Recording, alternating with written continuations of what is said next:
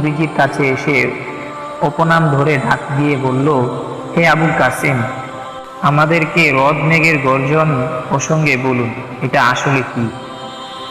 নবীজি সাল্লাল্লাহু আলাইহি সাল্লাম বললেন, মেঘমালাকে হাঁকিয়ে নেওয়ার জন্য ফেরেশতাদের একজন নিয়োজিত আছে। তার সাথে রয়েছে আগুনের চাবুক। এর সাহায্যে সে মেঘমালাকে সেদিকে পরিচালনা করেন যেদিকে আল্লাহ তাআলা চান। উত্তর সুরে তারা জিজ্ঞেস করল, আমরা গর্জনের যে আওয়াজ শুনতে পাই সেটার তাৎপর্য কি?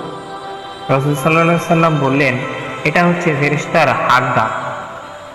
এভাবে হাক ডাক দিয়ে সে মেঘমালাকে তার নির্দেশিত স্থানে নিয়ে যায়। এবার ইহুদিরা বলল, আপনি সত্য বলছেন?